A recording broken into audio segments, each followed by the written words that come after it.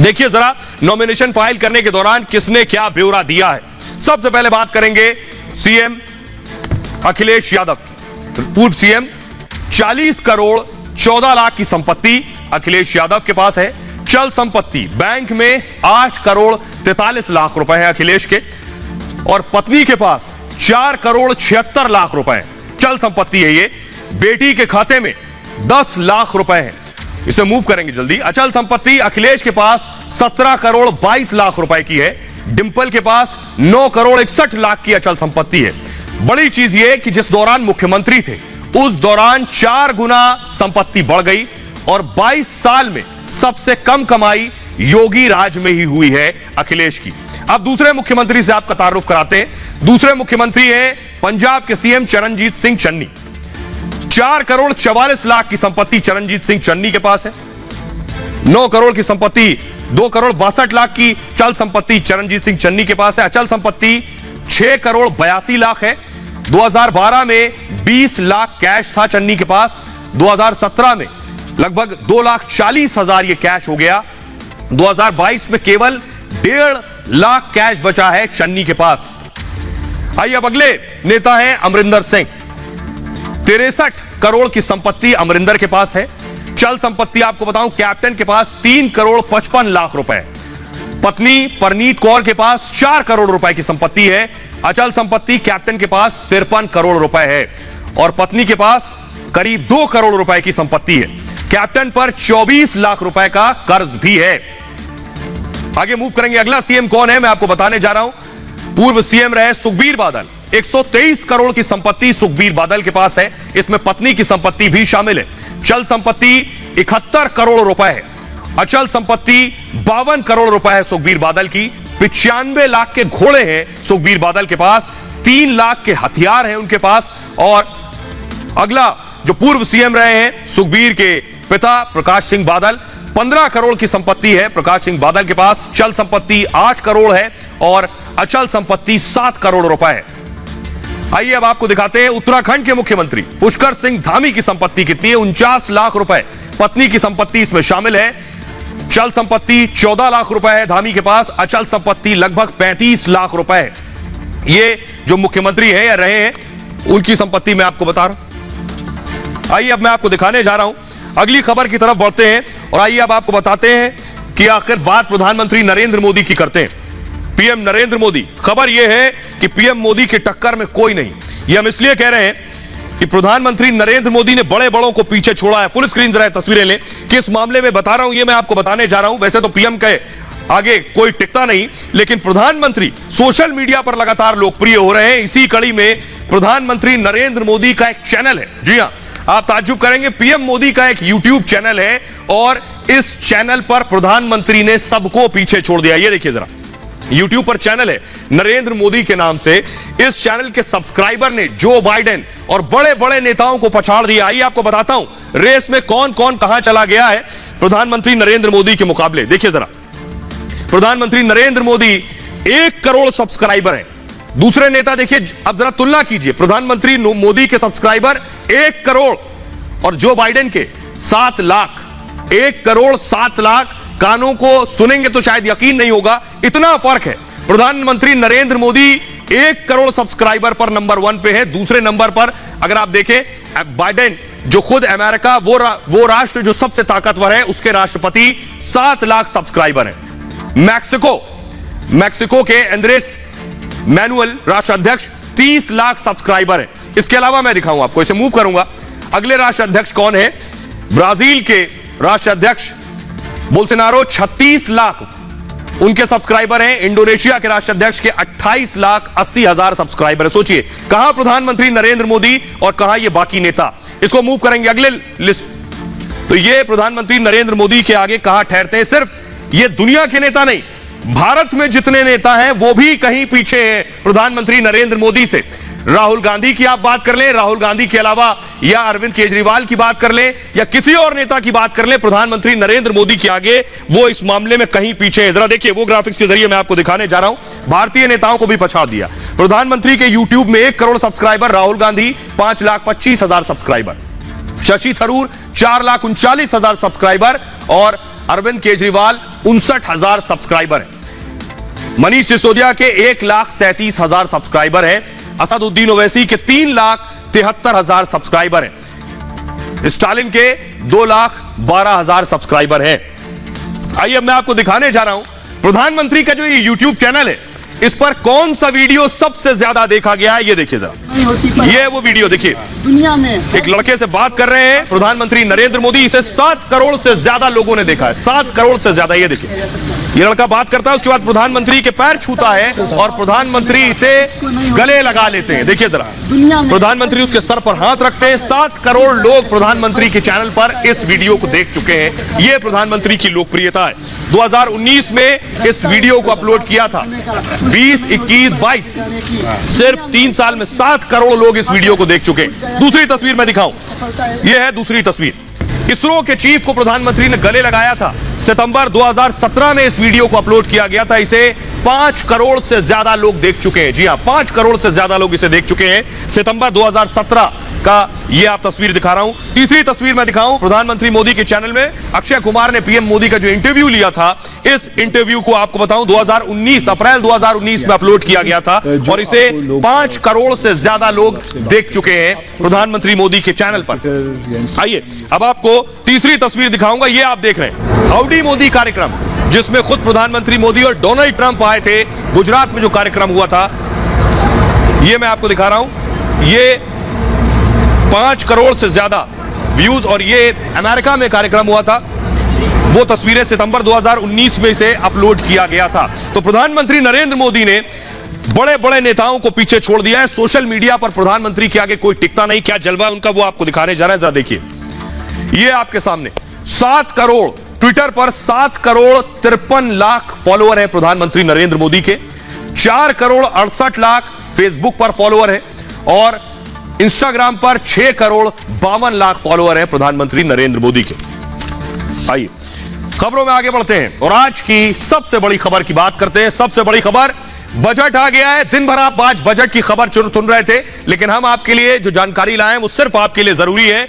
Budget से आपको क्या मिला, सबसे पहले आपको बताऊंगा कौन सी चीज सस्ती हो जाएगी और कौन सी चीज आपकी जेब का भार बढ़ा देगी। तो देखिए जरा, कौन सी चीज सस्ती होने वाली है, कौन सी महंगी।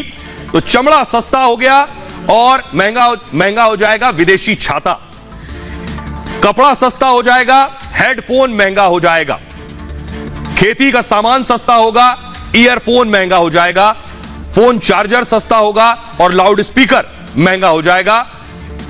विदेश से आने वाली मशीनें सस्ती हो जाएंगी और स्मार्ट मीटर महंगा हो जाएगा। पैकेजिंग के जो डिब्बे हैं वो सस्ते होंगे, सोलर सेल महंगा होगा और हीरे के गहने सस्ते हो जाएंगे और एक्सरे मशीन महंगी हो जाएगी। जेम्स एंड ज्वेलरी सस्ते होंगे और बिना इथेनॉल वाला जो पेट्रोल है वो महंगा हो जाएगा पहले के मुकाबले। आपको बताऊं कि मेथनॉल सस्ता होगा और आर्टिफिशियल ज्वेलरी जो है वो महंगी हो जाएगी।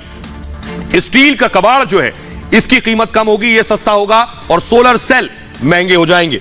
आइए अब आपको जल्दी से बताता हूं इसमें आपके लिए क्या खास है, नौकरी पेशा के लिए क्या खास है, महिलाओं के लिए क्या है और क्या किसानों के लिए है। सबसे पहले जरा मैं जल्दी से आपको दिखाऊं। देखिए जरा, इस बजट में बड़े ऐलान ये हुए, सरकार की कोशिश होगी। नौकरी सबसे बड़ी परेशानी अगर है तो 60 लाख नौकरियों का सरकार ने वादा किया। एक बड़ी चीज, आत्मनिर्भर भारत के लिए 16 लाख नौकरी का वादा है।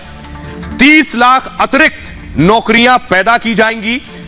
80 लाख मकान बनाए जाएंगे और 2022 से 5G सेवा शुरू करने का ऐलान है। अभी आप 4G इस्तेमाल करते हैं, 2022 से 5G सेवा शुरू होगी।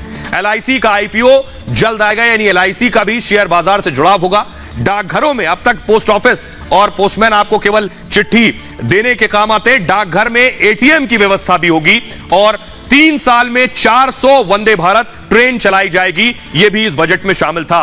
एक साल में 25,000 किलोमीटर सड़क बनेगी, यह भी लक्ष्य रखा गया। और पढ़ाई से आपको बताऊं, नुकसान के लिए 1 क्लास 1 टीवी चैनल।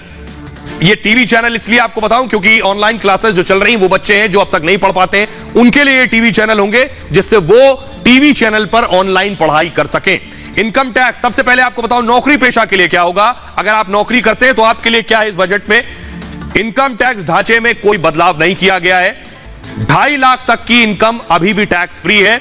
उम्मीद की थी 3 लाख होगा। 80C का दायरा नहीं बढ़ाया गया है और निवेश और खर्चों में पुरानी 1.5 लाख की लिमिट आगे भी जारी रहेगी। 2 साल तक अपडेटेड रिटर्न फाइल कर सकते हैं आप, यानी रिटर्न में कुछ बदलाव करना है तो उसे कर सकते हैं। महिलाओं के लिए क्या है इस बजट पे, ये मैं आपको बता रहा हूं। नई नौकरियों में अब महिलाओं को प्रमुखता दी जाएगी, यह बड़ी चीज है। बजट में महिलाओं के लिए 3 योजना भी हैं। कौन कौन सी? इन योजनाओं के साथ पोषण 2.0 योजना की भी शुरुआत की जाएगी। खासतौर पर ग्रामीण इलाकों के लिए 2 लाख आंगनबाड़ी को अपग्रेड कर दिया जाएगा ग्रामीण इलाकों के लिए। किसानों के लिए क्या है? चुनाव है 5 राज्यों में। किसानों के लिए देखिए, न्यूनतम समर्थन मूल्य जो होता है अनाज खरीदने के लिए, जो न्यूनतम समर्थन मूल्य होता है उसमें 2,37,000 करोड़ सीधे खाते में जाएगा, यानी उस दर को बढ़ाया गया है। गंगा किनारे अब ऑर्गेनिक खेती की जाएगी, किसानों के लिए फायदेमंद है। कृषि में ड्रोन को बढ़ावा दिया जाएगा और उसके जरिए क्या होगा? लैंड डिजिटाइजेशन होगा। आपके जो दस्तावेज हैं उनको डिजिटल प्लेटफॉर्म पर लेकर आया जाएगा। इससे किसानों के पास पुराने दस्तावेज जो हैं वो ठीक ढंग से रखे जा सकेंगे संभाल कर। एग्रीकल्चर स्टार्टअप्स की फाइनेंसिंग होगी, यानी अब खेत और किसान भी स्टार्टअप शुरू कर सकेगा, उसके में बहुत से लोगों को जोड़ सकेगा। आपको बताएं, आप छोटा उद्योग शुरू करें उसकी भी तैयारी है। 2023 को मोटा अनाज साल घोषित कर दिया जाएगा। 2023 को यह मोटा अनाज साल होगा। आइए अब आपको जल्दी से सुनवाते हैं, लोग किसान क्या कह रहे हैं, महिलाएं क्या कह रही हैं, आम नौकरी पेशा क्या कह रहा है इस बजट के बाद। सुनिए जरा। अच्छा है, जो भी काम कर रही है गवर्नमेंट अच्छा कर रही है, किसानों के हित में काम कर रही है। जो MSP वगैरह के लिए जो दिया है वो किसानों के हित में है। सरकार जो कर रही है हमारे हित में कर रही है, किसानों के हित में कर रही है, मतलब ये करेगा हम संतुष्ट हैं इस बजट से। सभी वर्गों को ध्यान में रखते हुए बजट लाया गया, चाहे वो किसान है, चाहे वो बिजनेस क्लास है, सभी वर्गों को देखते हुए बजट लाया गया। देखो, बजट से फायदा तो कुछ न कुछ होता है, लेकिन जितना दिखाते हैं उतना नहीं होता। दिखाते ज्यादा हैं, मिलता कम है। बजट में बिल्कुल बढ़िया बजट में जो ये बजट आया है ये थोड़ा बैलेंस बजट है। कॉर्पोरेट टैक्स में जो एक करोड़ से बढ़ा के उसको 10 करोड़ किया गया है वो भी स्वागत योग्य है। ओवरऑल एक बहुत ही बैलेंस और ठीक बजट है। हम इस बजट का बहुत स्वागत करते हैं। ये बहुत ही क्रांतिकारी बजट है और इसमें बहुत कुछ उन्होंने दिया है। और आइए अब आपको बताने जा रहे हैं एक बड़ी चीज और दिलचस्प चीज, हो सकता है आप में से बहुत से लोग ना जानते हो। देश में जल्दी डिजिटल करेंसी की शुरुआत। क्रिप्टो करेंसी आपने सुना होगा, नाम बहुत से लोगों ने सुना है, लेकिन बहुत से लोगों के ऊपर से निकलता है कि आखिर ये क्रिप्टो करेंसी भला क्या है। आइए सबसे पहले मैं आपको बताऊंगा ये क्रिप्टो करेंसी है क्या और अब इसमें क्या होने वाला है, आपके लिए क्या फायदा होगा। देखिए मैं आपको बताने जा रहा हूं, क्रिप्टो करेंसी का नाम आपने बहुत दिन से सुना होगा, लेकिन ये होता क्या है? क्रिप्टो करेंसी एक डिजिटल कैश है। डिजिटल कैश क्या आपको बताऊं, क्रिप्टो लैटिन भाषा का शब्द है और इसका मतलब, क्रिप्टो का मतलब होता है छिपा हुआ और क्रिप्टो करेंसी का मतलब हुआ छिपा हुआ पैसा, यानी गुप्त पैसा या डिजिटल रुपया भी इसे कहते हैं। इसे आप छू नहीं सकते हैं लेकिन रख सकते हैं क्योंकि ये डिजिटल करेंसी है। सिक्के या नोट की तरह ये जेब में नहीं होता है और ये पूरी तरह से ऑनलाइन होता है। इसे आप ऑनलाइन ही खरीद सकते हैं। शुरुआत में इसे अवैध करार दिया गया था, लेकिन आपको बताऊं बिटकॉइन का नाम आपने सुना होगा, ये क्रिप्टो करेंसी है, डिजिटल करेंसी है। दुनिया की सबसे महंगी वर्चुअल करेंसी है बिटकॉइन इस वक्त। बजट में क्या हुआ है, एक डिजिटल करेंसी का ऐलान हुआ है और इस डिजिटल करेंसी जो क्रिप्टो करेंसी है या बिटकॉइन है, अब गवर्नमेंट इस पर 30% टैक्स वसूलेगी। गवर्नमेंट के पास एक विकल्प था कि इसे बैन कर देती, लेकिन नुकसान होता, लोग इसमें पैसा लगाते हैं, गवर्नमेंट टैक्स लगाकर राजकोषीय खजाना है उसे भरेगी। क्रिप्टो करेंसी ट्रांसफर करने पर भी टैक्स लगेगा, गिफ्ट में क्रिप्टो करेंसी लेने पर भी टैक्स लगेगा और एक तरह से क्रिप्टो करेंसी को अनुमति दी गई है। क्रिप्टो करेंसी पर बैन नहीं लगेगा, बल्कि आपको बताऊं सरकार अब अपनी खुद की डिजिटल करेंसी लेकर आने वाली है। जैसे आपको समझिए, आपके पास पेटीएम है, पेटीएम जरूर आपके पास है, आप किसी को कैश नहीं देते लेकिन मोबाइल पर ऑनलाइन बहुत कुछ करते हैं, वैसे ही ये डिजिटल करेंसी है। मैं आपको बताऊं, ये आप देख रहे हैं, आखिर ये है क्या? अब सरकार क्या लेकर आ रही है, देश की, हिंदुस्तान की अपनी डिजिटल करेंसी होगी और डिजिटल रुपया लॉन्च करने का ऐलान किया गया है और आरबीआई इसी डिजिटल करेंसी, एल बैंड हटाएंगे, आरबीआई इसी डिजिटल करेंसी को लॉन्च करेगा बहुत जल्द। आपको बताऊं कि बिटकॉइन क्रिप्टो करेंसी है, बिटकॉइन, इसके अलावा ब्लॉकचेन तकनीक का इसमें इस्तेमाल होगा। ये ब्लॉकचेन क्या है आपको बताऊं, ब्लॉकचेन सुरक्षित एक्सचेंज का प्रोसेस है, यानी आप जो ऑनलाइन करेंगे इसमें कहीं सुरक्षा ना हो, इसलिए इसे जो है ब्लॉकचेन के जरिए किया जाएगा, जिससे पूरी प्रक्रिया सुरक्षित हो जाएगी। करेंसी मैनेजमेंट आसान और सस्ती होगी और डिजिटल करेंसी में से अर्थव्यवस्था को रफ्तार मिलेगी। दुनिया भर में कई क्रिप्टो करेंसी आज भी मौजूद है और कई देशों ने क्रिप्टो करेंसी पर काम भी जारी कर दिया है। तो आइए आपको बताया मैंने कि कैसे सरकार इस तैयारी में है और बहुत जल्द इस साल के अंत तक, जल्दी या अगले साल तक डिजिटल करेंसी लॉन्च कर सकती है। फिलहाल ये भारत की बात है, मैं इतना ही। आप अपना बहुत